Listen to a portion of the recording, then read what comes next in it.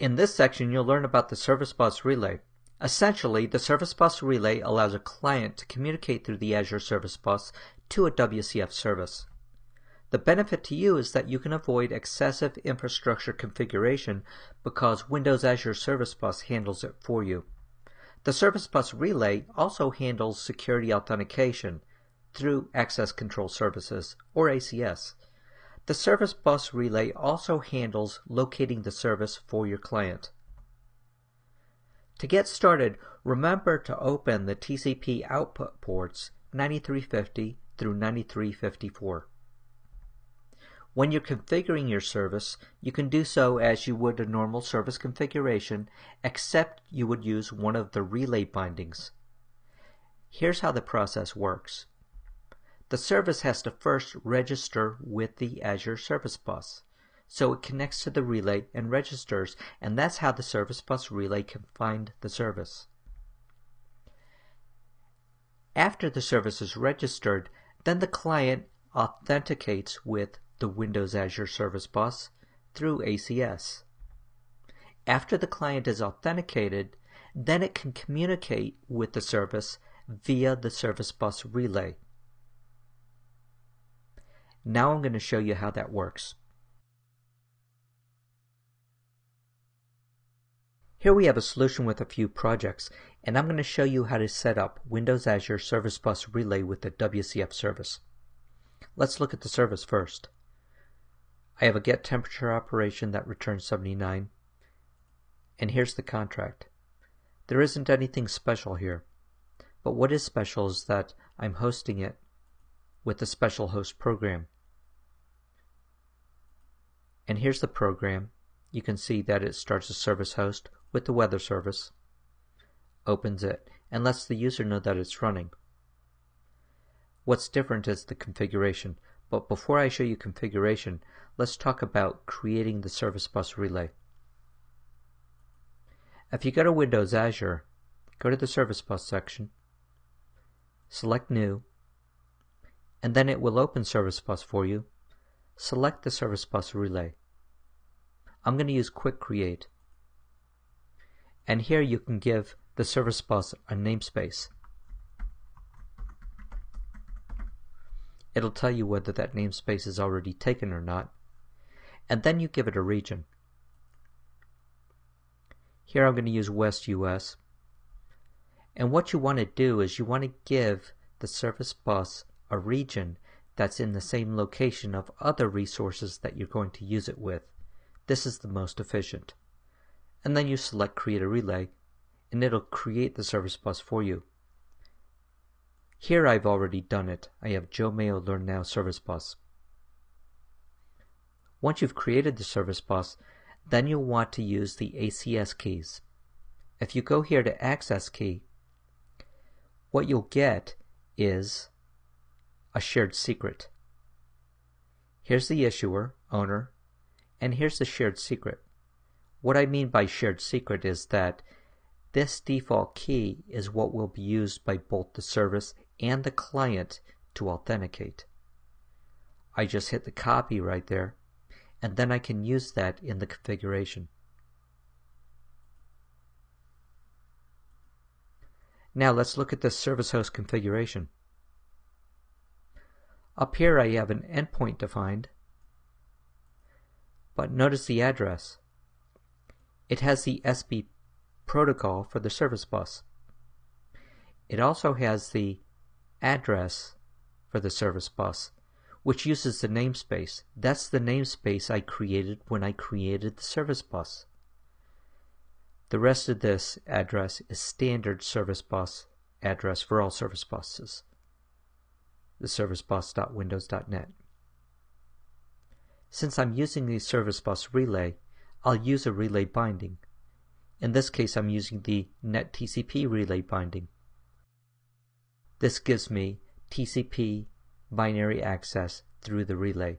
There's also a WSHTTP relay binding, however it's much more complex. The best way to go is through the NetTCP relay binding. Here's my contract as expected, and here's the behavior configuration. Down here in the behavior, I have a transport client endpoint behavior with the token provider, and here's the shared secret.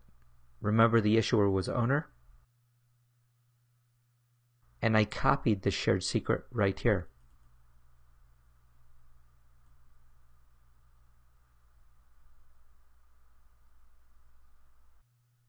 By the way, I would normally not give this shared secret to anyone, but this is a demo, and I'm going to make sure that my service bus is destroyed before you ever see this. So protect your shared secrets. The rest of these extensions were created when I pulled in the service bus NuGet package.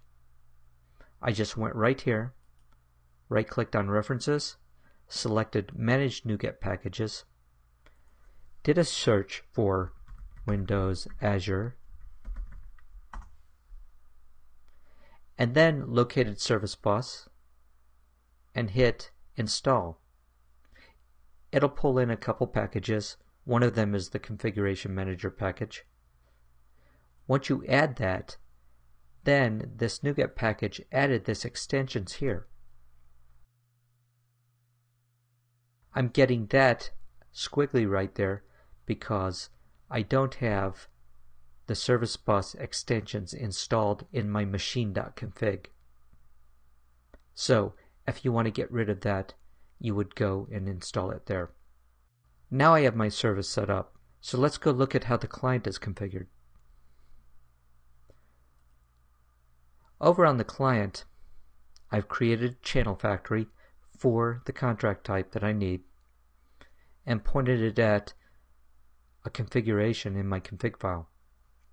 Created the channel to get the proxy and then called get temperature, and then let the user know what that temperature is. Over in the configuration for the client, here I have a similar endpoint, but only this time in the client. Notice that I'm using the address for my service bus with the namespace I declared for that service bus, and I'm using net TCP relay binding. Here's a similar transport client endpoint behavior for a token provider and a shared secret with that owner and that same shared key that you saw when we created the service bus. Also on the client, I added a reference to the Microsoft Service Bus package through NuGet. So I added the NuGet package in both the client and in the service host. That way I can use the service bus types. So now that we have a service, a host, and a client, we can run it. Now remember, when you're first setting this up, you'll need to open your TCP output ports 9350 through 9354. Now, it may be the case that you're experimenting with this at home and all you have is a personal internet connection where certain ports are blocked and it's difficult for you to get those opened. Here's what you can do. You can work around that by going to Azure, going to virtual machines, saying new, virtual machine, quick create, give it a name, there's Windows Server 2012, and then fill in the rest of this information to create a virtual machine, which I've done here, and I've called it WCF Learn Now. Once you get a virtual machine, then you can connect, and then that will open and let you into your virtual machine. At that point in time, you can grab your project, and what you want to grab is you want to get the service host and the service client. As a minimum, you need the host. I've done both here, and in this folder I have my relay host, so I'm going to start it. When I start that host, because of the way I have it configured with the TCP relay binding, it goes out to the Azure Service Bus and registers this service. So now I have a running service that's registered with the Windows Azure Service Bus Relay. It's running. That's the first step. Now over here in this folder, I have this relay client. So this is my client, and I'm going to run it. And when I run it, because of the configuration through the token service endpoint provider with the shared secret, then it will authenticate and then communicate with the service. And here you can see it says the temperature is 79. So that means that this client called out to the service bus, which relayed to the service right here. The service responded and gave a response back through the relay that came back to the client right there. Now, I'm going to close this client. However, I'm going to leave this host running. And now I'm going to go back to my project. Make sure that my relay client is the startup project, and I'm going to run it.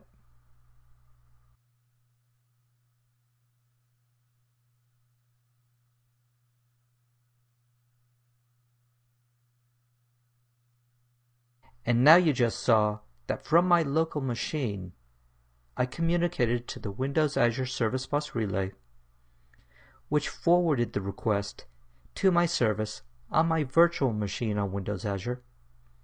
And my virtual machine on Windows Azure that hosted the service had a service that responded through the relay and came back to my local machine. So there you have it. Configuring and running services through the Windows Azure Service Bus Relay. In this section, you'll learn how to set up a WCF service as a Windows Azure Cloud Service web role. To get started, you would create a new cloud service project in Visual Studio. When you create the project, you'll get a wizard, and it gives you an option of what kind of web role to create, and you'll create a WCF service web role. You code the service, and then you deploy to Azure. So let me show you how to do that now. So here we are in Visual Studio, and I'm going to show you how to configure a WCF service as a Windows Azure Cloud Service web role. You would start by going to File, New, Project, go find the Cloud section, select Windows Azure Cloud Service, give the project a name and the solution, and then select OK. Then you get this wizard. You can pick whatever version of Azure you want to work with. I'm working with 2. And then select WCF Service Web Role. Add it to the list. Give it a name. And then select OK. I'm going to hit Cancel here because I already have a service set up.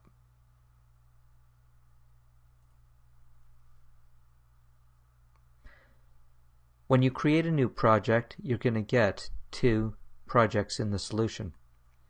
Here's the Azure Cloud Service, and there's the web role right there. And then you have configuration files, but none of these configuration files for the cloud service are used when you're configuring the WCF service. Rather, for the WCF service, you'll always put your configuration here for any special bindings or behavior configurations in the web.config. Always. When you get this WCF web role project, it'll give you a .svc file. And here, this is the code behind for this .svc. Now you have an operation called getTemperature that returns 80 according to this contract that's defined right here. This .svc file, I can say view markup. It is hosting the service, weather service, and it says, oh, okay, that service is defined in this code behind file right there. So this .svc file is part of the address for the endpoint for this service. We also have a client here. that has a proxy instantiation, calls a service, and then displays the results. On this client, I'm going to right-click and say Add Service Reference. I'm going to say Discover, and this is the service that's inside of this solution.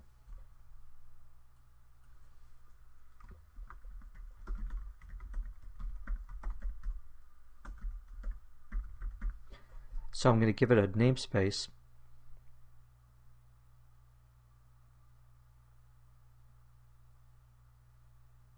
Then there's the service, and you can see the proxy light up because the namespace is correct. Now I have the cloud client set as the startup project. So now I'm going to run it.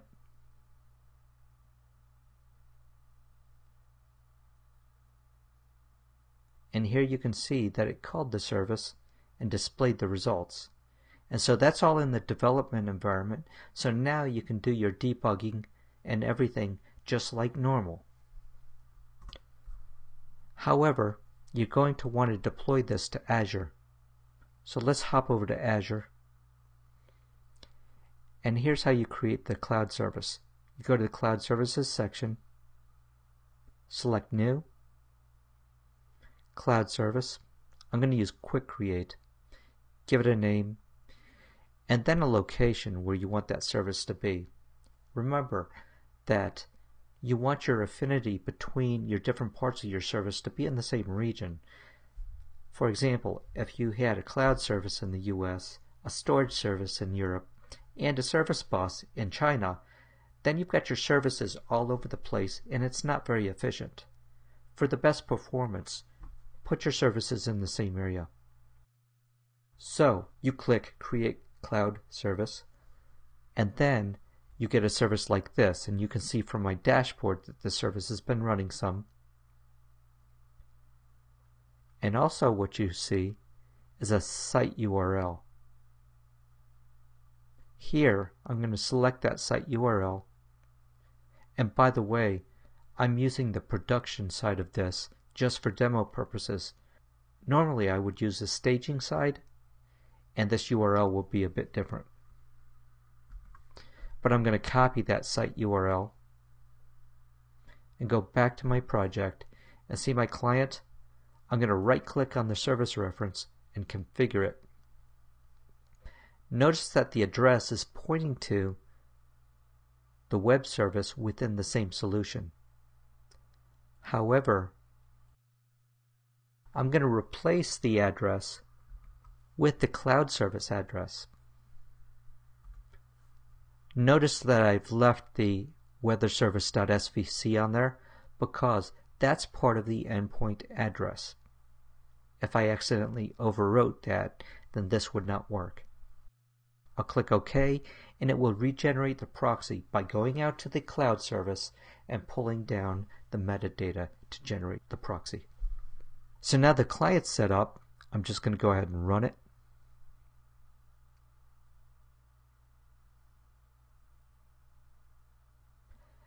Now instead of communicating with the web role in my development environment, it called out to the cloud service and got a response in my local machine. So that's how you set up a WCF service in a Windows Azure Cloud Service web role.